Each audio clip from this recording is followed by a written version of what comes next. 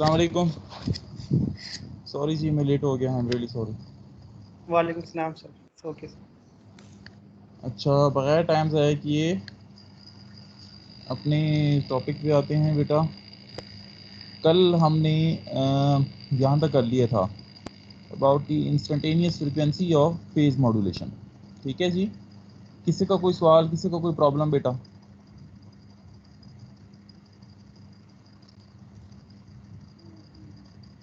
नहीं जी।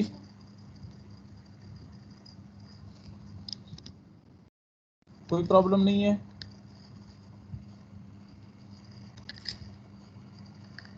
अच्छा, कल मैंने कहानी सुनाई थी कि जब फेज मॉड्यूलेशन में मैसेज सिग्नल में डिसकंटिन्यूटीज आती हैं तो प्रॉब्लम होती है। याद है आप लोगों को?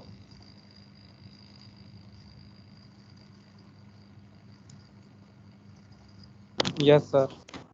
अब वो प्रॉब्लम्स क्यों आती हैं बेटा? तू बताएगा? सिर्फ ये बता दो।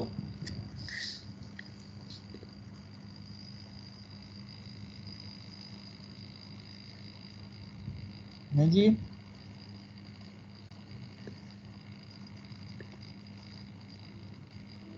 डिसकंटिन्यूटीज इन मैसेज सिग्नल मींस कि बेटा आप देख सकते हैं कि इंस्टेंटेनियस फ्रीक्वेंसी में मैसेज सिग्नल का डेरिवेटिव लिया जाता है। तो जब डिसकंटिन्यूस सिग्नल में उसका डेरिवेटिव ले लिया जाएगा तो आपको इंपल्सेस मिलती हैं। कल देखा ना आप लोगों ने, इंपल्सेस मिली थी नहीं मिली थी आपको?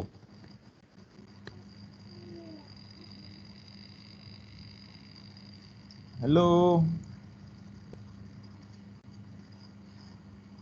आप लोगों को क्या बेटा रोजा लगा हुआ है, क्या चक्कर है? जी सर, इम्पल्सिस मिली थी, उसमें आ रही थी ना। इंपल्सिस मिली थी ना, तो वही इंपल्सिस बेटा फसाद की जड़ होती है, वही सबसे बड़ा प्रॉब्लम है। ठीक है। एक्चुअली होता क्या है कि जब, अब मेरा आंसर सुनो कि क्यों प्रॉब्लम है ये फेस मॉड्यूलेशन के लिए ना, मैसेज सिग्नल का डिसकंटिन्यूस होना क्यों प्रॉब्लम है बेटा? वो यही प्रॉब्लम है कि होता क्या है कि डिसकंटिन्यूटी सिग्नल आती, बल्कि मैं ना यहाँ लिख लेता हूँ ताकि आपको समझ आए। मैं यहाँ नई स्लाइड बना के ना ये लिख लेता हूँ, प्रॉब्लम को लिख लेता हूँ। ठीक है, फिर ताकि आपको अच्छी तरह समझ आ जाए। ठीक है, प्रॉब्लम क्या था जी भाई? Discontinuous signal. डिसकंटिन्यूस सिग्नल आ गया। डिसकंटिन्यूस लेते हैं डेरिवेटिव लीड्स टू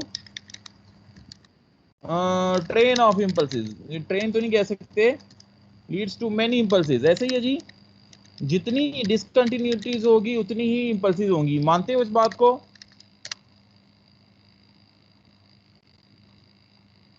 मानते हो नहीं मानते भाई?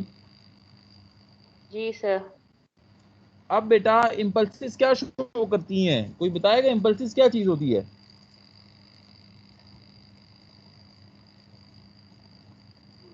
हैं बेटा? Impulses are nothing but leads to generation many signal. ऐसे नहीं है? आप क्या नहीं समझते? साइनोसाइडल सिग्नल्स क्या होते हैं बेटा? इंपल्सेस होती है ना। हेलो, जब हम उसका फ्रीक्वेंसी एनालिसिस करते हैं बेटा तो साइनोसाइडल सिग्नल्स क्या होते हैं? Nothing but impulses. ऐसा है कि नहीं है?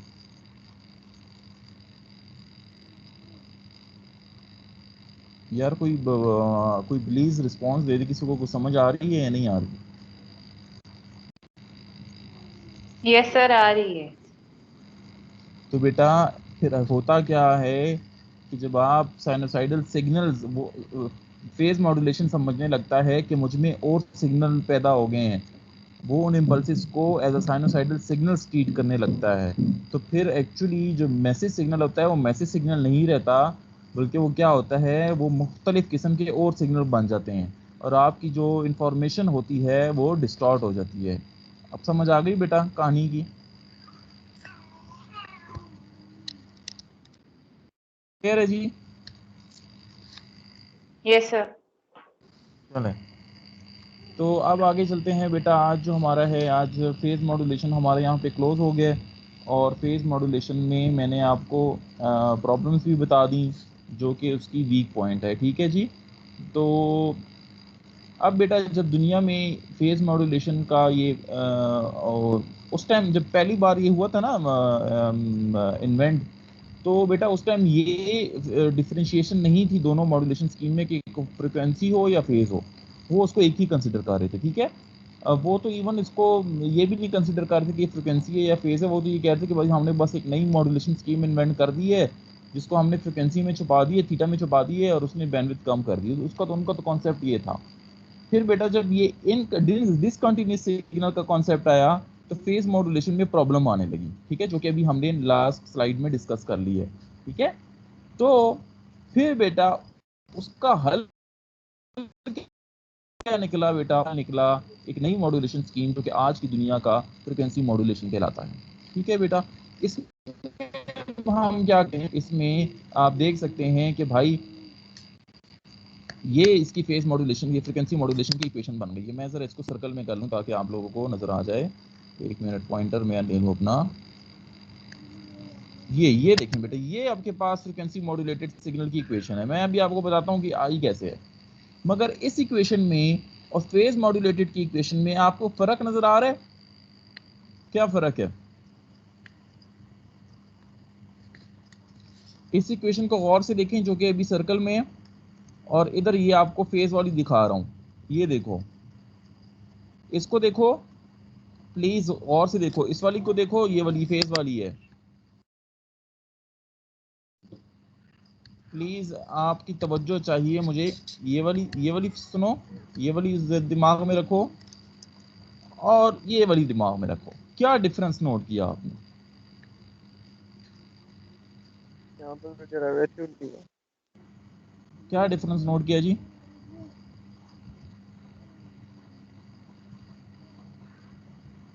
बेटा देखने में क्या डिफरेंस है? कोई आपसे लॉजिक नहीं पूछ रहा, देख तो सकते हो ना आप लोग।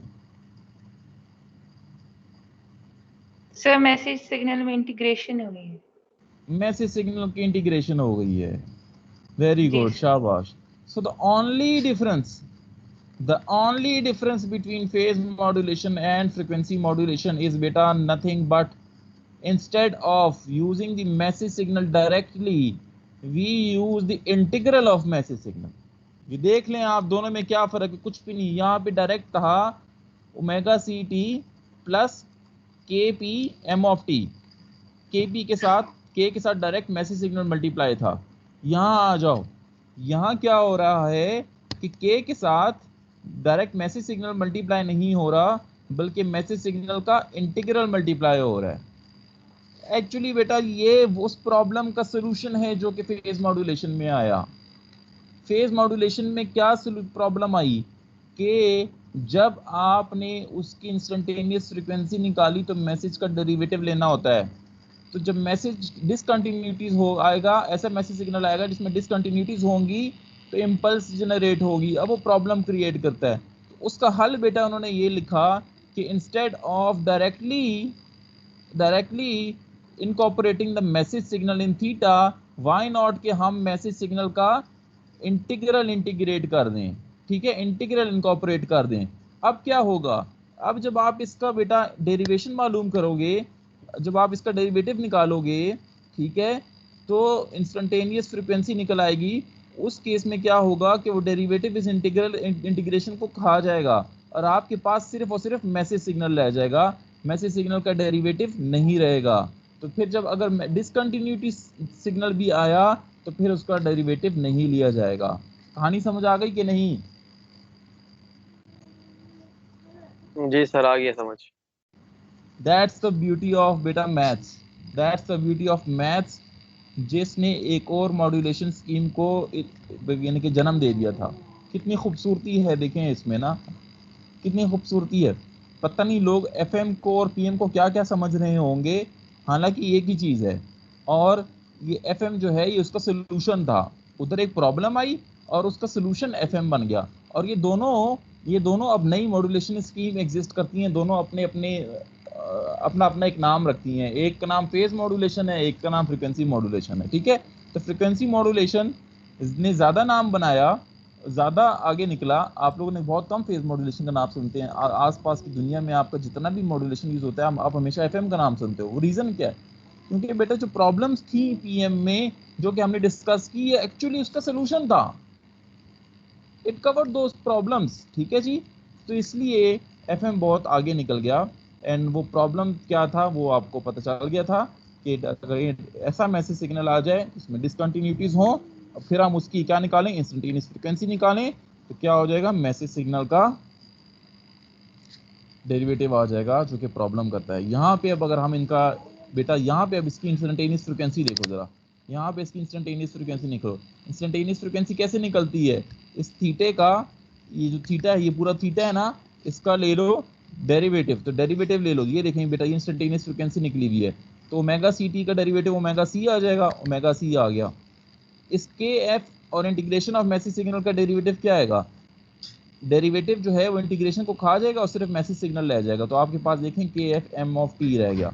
तो बेटा अब इसकी इंस्टेंटेनियस फ्रीक्वेंसी और फेज मॉड्यूलेशन की इंस्टेंटेनियस फ्रीक्वेंसी में यही फर्क है कि फेज मॉड्यूलेशन की इंस्टेंटेनियस फ्रीक्वेंसी में derivative of message signal use हो रहा था, यहाँ पे इसकी इंस्टेंटेनियस फ्रीक्वेंसी में डेरिवेटिव ऑफ मैसेज सिग्नल नहीं यूज हो रहा बल्कि डायरेक्ट मैसेज सिग्नल यूज हो रहा है।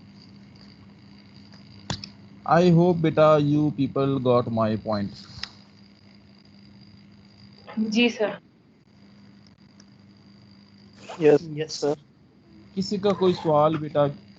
ये जो चीज़ मैंने आपको आज बताई है बेटा, ये आपके बुक में भी कहीं पे भी नहीं लिखी हुई, चीज़ें नहीं लिखी हुई, ठीक है। तो प्लीज़ इस पॉइंट को अच्छी तरह समझ लो।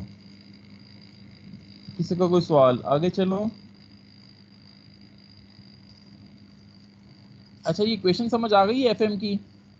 ए cos of omega C T plus k f integration of message signal, समझ आ गई है बेटा? किसी का कोई सवाल? No sir. No sir. No sir. लेकिन मुझे पता है रमज़ान है, आप लोग ने कहाँ सवाल करने हैं। तो बेटा ये अब एक जनरलाइज रिलेशनशिप दिखा रहा है ये स्लाइड आपको बिटवीन एफएम एंड पीएम। तो आप लोगों ने देखा कि भाई कोई फ़र्क है ही नहीं एफएम एंड पीएम में। बहुत आसान, अगर आप मैसेज सिग्नल का इंटीग्रेशन ले लो, ठीक है, मैसेज सिग्नल का इंटीग्रेशन ले लो और उसको फेज मॉड्यूलेटर से गुजार दो तो एफएम बन जाएगा। ऐसा है कि नहीं है जी? ऐसा है कि जी नहीं है जी? सर। तो बेटा there exists no there is no hard difference between these two modulation scheme. There are only one difference and that is the integration of message signal only. तो इसलिए इन दोनों में रिलेशनशिप जो है वो सिर्फ इंटीग्रेशन और डेरिवेशन का है और कुछ भी नहीं है, ठीक है जी। ये बेटा एक जनरलाइज्ड एंगल मॉड्यूलेशन की इक्वेशन आपके सामने लिखी है। इसलिए मैंने आप लोगों को बोला था कि वो दोनों इतने सेम हैं कि उनको एक ही मॉड्यूलेशन में डाल दिया गया है और उन दोनों को कंबाइनली एंगल मॉड्यूलेशन का नाम दे दिया गया है। और वो रीज़न ये है, देखिए अब उनकी इक्वेशन भी जनरलाइज कर दी गई है, यानी कि उनकी इक्वेशन भी एक ही बना दी गई है जिसको जनरलाइज एंगल मॉड्यूलेशन इक्वेशन का नाम दे दिया गया है। और उसमें आप बस वो थोड़ा बहुत चेंज करेंगे तो एफएम बन जाएगी या फिर वो पीएम बन जाएगी। तो जनरलाइज इक्वेशन क्या है बेटा? जनरलाइज इक्वेशन ये यहाँ पे लिख दी गई है कि generalize equation is equal to a cos of omega C T plus integration of message signal with this response, with this impulse response, ठीक है। ये कोई रिस्पॉन्स दे दिया गया तो वो कहता है कि अगर ये रिस्पॉन्स बेटा ये एच ऑफ टी, ये जो एच ऑफ टी यहाँ पे है, कहता है अगर ये एच ऑफ टी इसके बराबर हो जाए, के पी इम्पल्स ऑफ टी के बराबर हो जाए तो ये वाली इक्वेशन कन्वर्ट हो जाएगी फेज मॉड्यूलेशन की इक्वेशन में। और अगर ये एच ऑफ टी इसके एफ यूनिट स्टेप के बराबर हो जाए तो ये वाली इक्वेशन कन्वर्ट हो जाएगी फ्रीक्वेंसी मॉड्यूलेशन में। अब वो बिल्कुल ठीक कह रहा है। क्या आप लोग एग्री करते हो कि जब हम यहाँ पे इम्पल्स पुट करेंगे तो ये फेज मॉड्यूलेशन बन जाएगा और जब यहाँ पे यूनिट स्टेप पुट करेंगे तो ये फ्रीक्वेंसी मॉड्यूलेशन बन जाएगा। क्या आप लोग एग्री करते हो? ये बेसिक है सिंगुलर प्रोसेसिंग की।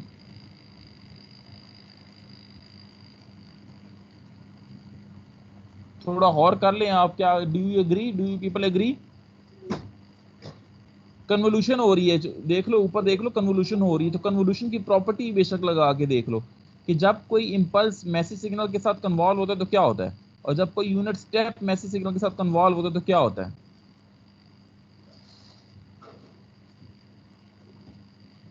तो आप बारी बारी पुट करके देखो देखो कि क्या एफएम और पीएम बनता है।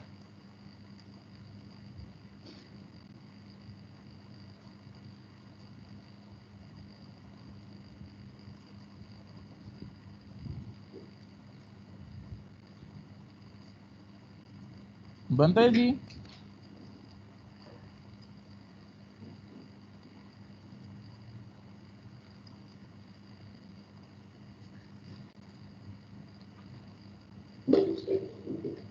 हेलो यार, रमजान की क्लास में मजा नहीं आ रहा, आप लोग बिल्कुल ही वो dead dead dead dead people हैं।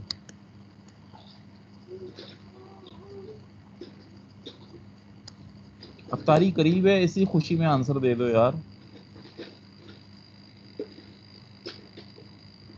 सर बन जाएगा। हो जाएगा ना यार, देखो ना मेरे भाई, जब यहाँ पे इम्पल्स आ जाएगी, इस एच ऑफ टी की जगह इम्पल्स आ जाएगी, तो बेटा इम्पल्स की प्रॉपर्टी है कि ठीक है कि जब भी कोई सिग्नल किसी इम्पल्स के साथ कन्वॉल्व होता है, ठीक है, तो वो सिग्नल खुद बन जाता है। तो एम ऑफ टी यहाँ पे डायरेक्ट आ जाएगा, ठीक है बेटा। तो एच ऑफ टी खत्म हो जाएगा, एम ऑफ टी आ जाएगा और के पी एम ऑफ टी बन जाएगा। तो के पी एम ऑफ टी बन जाएगा तो कौन सी इक्वेशन बन जाएगी? फेज मॉड्यूलेटर इक्वेशन बन जाएगी ना। और जब इस एच ऑफ टी की जगह यूनिट स्टेप आ जाएगा, तो यूनिट स्टेप तो 1 होता है ना बेटा, तो यहाँ पे क्या आ जाएगा? 1 आ जाएगा, ठीक है। और ये मैसेज सिग्नल इंटीग्रेशन रह जाएगी, तो फिर ये किस चीज़ की इक्वेशन होगी? एफएम की इक्वेशन हो जाएगी। क्लियर है जी? Yes sir. Yes, sir. Got the point. Yes sir, आगे समझ। ये बेटा कुछ डिफरेंसेस हैं एंगल पीएम और एफएम मॉड्यूलेटेड सिग्नल में।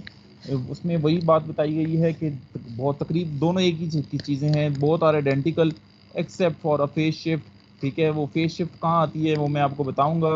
अच्छा, एफएम के केस में जो मैक्सिमम फ्रिक्वेंसी डेविएशन होती है, जहाँ पे फ्रिक्वेंसी का चेंज होता है, वो मैंने आप लोगों को कल भी बता दिया था कि एफएम के केस में मैक्सिमम और मिनिमम मैसेज सिग्नल पे होती है, ठीक है। वाइल पीएम के केस में बेटा जीरो क्रॉसिंग पे होती है, जीरो क्रॉसिंग पे होती है। ये मैंने कल आप लोगों को समझा दिया था, ठीक है। यहाँ पे लिखा हुआ है कि it is difficult to know from looking at the wave form whether the modulation scheme is FM. ये मैंने आप लोगों को ये भी मैंने एक्सप्लेन कर दिया कि भाई आंखों से देख के आप ये नहीं बता सकते कि एफएम मॉड्यूलेशन हुई है या पीएम मॉड्यूलेशन हुई है। हाँ, आंखों से देख के पता लग जाता है अगर मैसेज डिसकंटिन्यूस नेचर का हो। आंखों से कभी भी पता नहीं लगेगा अगर मैसेज लीनियर नेचर का हो, ठीक है जी। ये भी कल हमने बेटा देख लिया था। ये कुछ एप्लीकेशन है बेटा मॉड्यूलेशन स्कीम वाइज, इसको आप देख लीजिएगा। इसमें आप देख सकते हैं कि एफएम आपको बहुत जगह नज़र आ रहा है, बल्कि हर जगह नज़र आ रहा है एफएम। एम भी है मगर एम भी कम है, और पीएम तो बहुत ही कम है, तो आपको एफएम ज़्यादा नज़र आ रहा है। तो एफएम की वजह यही है जो कि हम इसकी मैं तारीफ़ें ही करता जा रहा हूँ, मगर इसकी तारीफ़ें आगे भी आप मज़ीद सुनेंगे। तो एफएम अच्छी स्कीम है, बहुत प्रॉब्लम्स को सॉल्व कर लेती है, ठीक है बेटा। अच्छा, ये हमारे पास कुछ एग्जांपल्स आ गई हैं, तो इस एग्जांपल्स को कर लें या फिर नेक्स्ट क्लास में कर लें? आप लोगों को क्या मूड है? आप लोग सारे सोए हुए हो? सर नेक्स्ट क्लास में कर लेते हैं। वो मुझे अंदाज़ा हो रहा है बेटा, वो जो क्लास का माहौल है ना। सर आज सर गर्मी आज भी गर्मी बहुत थी बहुत सर। है। हैं? सर आज गर्मी आज बहुत थी गर्मी सर, बहुत। रोजा सही। यार बात आपकी ठीक है, वाकई टेम्परेचर ऊपर चला गया है। मगर मेरे बेटा अब तो यस गर्मी सर, होगी, अब गर्मी ही मुश्किल आ होगी गए रोजे मतलब। सर, अब आगे। हैं? सर अब आगे मुश्किल आ गए हैं सर, ये अगले 10 दिन वही जो यार, हैं मुश्किल गर्मियाँ हो होती जाएगा। है ना बेटा, आप अपना माइंड तैयार करो। इसमें क्या है, गर्मियों में गर्मी ही मज़ा करती हैं। Obviously we can not expect yes ठंड गर्मियाँ, तो यस सर, अच्छे गुजर गए, 15 पहले अच्छे गुजर गए, गर्मी नहीं थी। नहीं, अभी बारिशें होंगी इंशाल्लाह, 2-3 बारिशें होने वाली हैं, तो मौसम फिर अच्छा हो जाएगा। चलो ठीक है बेटा, ये फिर इंशाल्लाह नेक्स्ट क्लास में कर लेंगे। रमज़ान में चलो कम कम ही पढ़ते हैं, फिर आगे स्पीड मार लेंगे इंशाल्लाह ईद के बाद।